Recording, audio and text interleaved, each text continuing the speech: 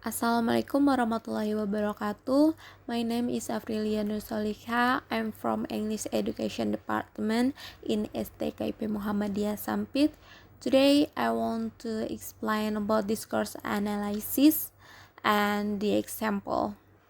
So there are three material that I will explain, and the first is discourse markers, language, meaning and context. Second, discourse and semantic, and the third is discourse and relevant theory.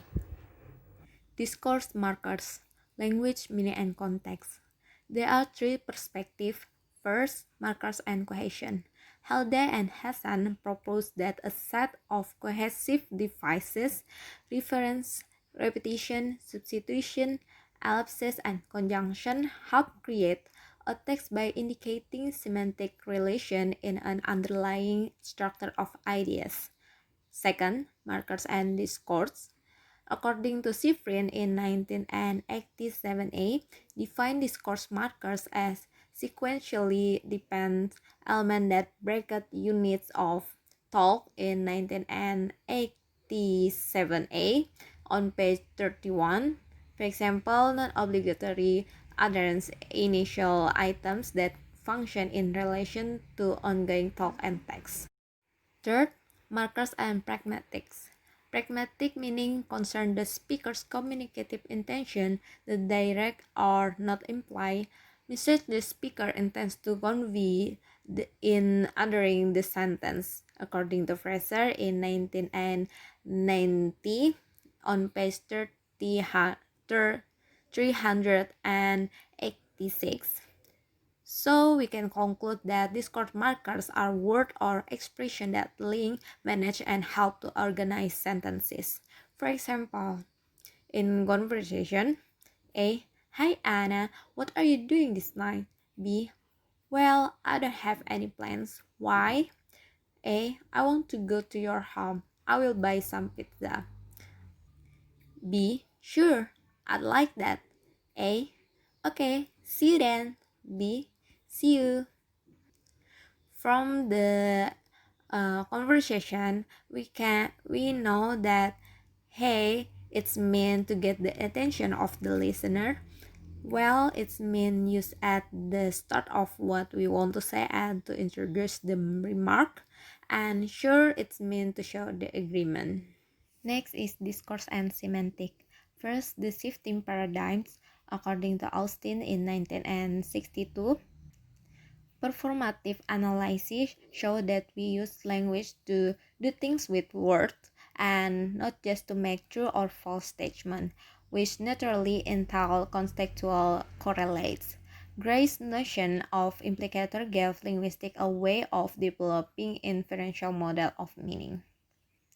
Second, indexicality and anaphora. Indexicality is the only area of meaning universally acknowledged to belong in the area of discourse or pragmatics. While Jekendorf in 1972 insists that anaphora was a semantic phenomenon to be handled with devices such as coreference table, identifying NPS and representing their relations. For example, I always try and keep spirit for my business. This the treatment of reflexivization in particular and of anaphora more generally illustrates the gradual shift from a synthetic to a discourse perspective on what was traditionally considered a semantic area of study. Third is presupposition. Notice in this regard particularly the reflexive assumption in Stolniker's in 1974 definition of pragmatic presupposition. A proposition B is a pragmatic proposition of a speaker in a given context just in case the speaker assumes or believes that B assumes that his audience assumes or believes B, and assumes or believes that his audience recognizes that he is making this assumption. For example, I'm sure John's wife is beautiful if he has a wife. From this sentence appears some presupposition that John is a man, John has a wife, and John's wife is very beautiful. Next is speech act. According to Zilles in 1969 and 1979, development of speech act theory and enrich semantic theory in several parallel ways. He provides a functional classification of utterance types and interesting approaches to locutionary, illocutionary, and perlocutionary meaning. In opposition to speech act theory, conversation analysis seeks to show that placement in the sequential organization of talk determines the force of the utterance. Next is entailment. Areas of meaning like entailment divide less obviously into third functional semantic versus discourse areas. That uncle entails some future like male, and that entails not alive may be easily described within traditional structural semantic by means of so-called redundancy rules. For example, A. Ali kills Johnny. B. Johnny is dead. The sentence of Johnny is dead is part of necessary consequence of Ali's story about killing Johnny, because killing absolutely result in death. In this sense, the sentence is not acceptable. The truth is that if Johnny's condition is not dead, then it is certain that Ali didn't kill Johnny. Next is interpersonal meaning. The interpersonal meaning of repetition, parallelism, allusion, and formality must also count as discourse phenomena, because they can only manifest themselves within some concrete context. For example, the use of proverbs to warp up stories, and the use of allusion and parody in jokes and joking. Next is figurative meaning.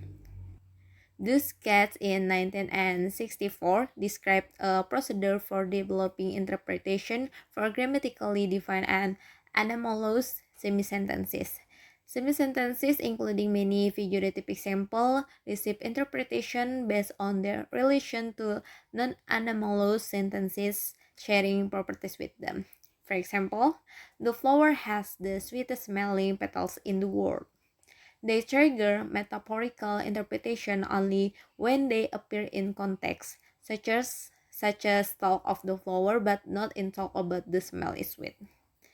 The last is metalingual perspective on figurative meaning.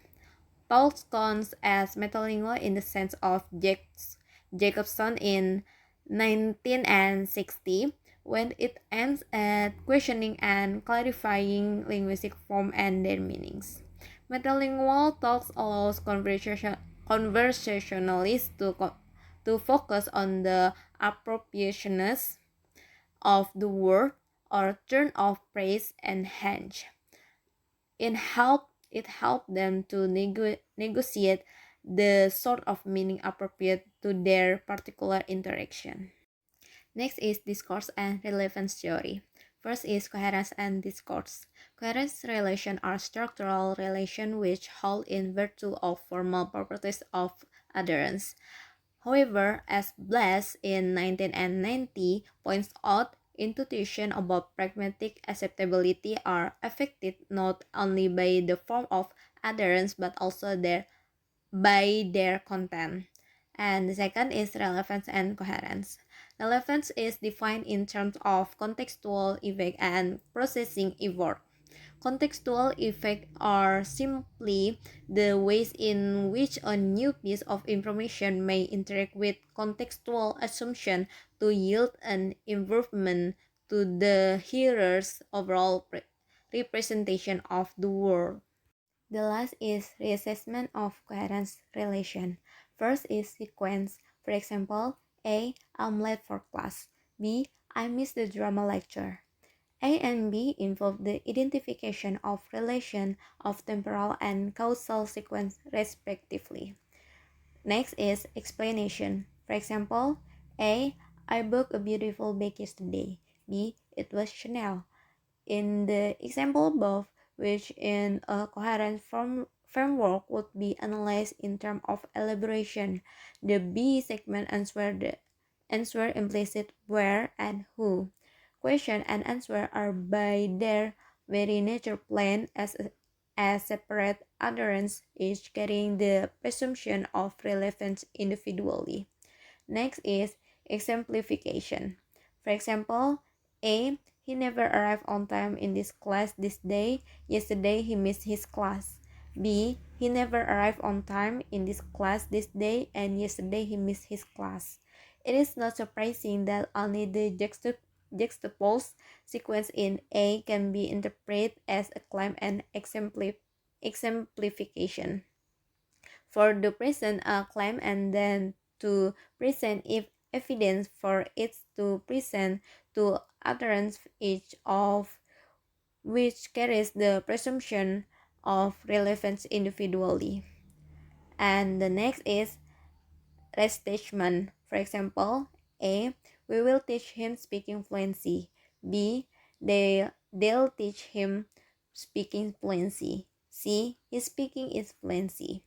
Since the speaker is restating his own utterance, he is as committed to the factuality of the reformulation as he is to the original. However, the main point of utterance lies in the fact there is a faithful interpretation of the preceding segment. So that's all about my explanation about discourse analysis and the example. I hope you can enjoy with my video. Thank you for your watching and your attention. Wabillahi taufiq wal hidayah. Wassalamualaikum warahmatullahi wabarakatuh.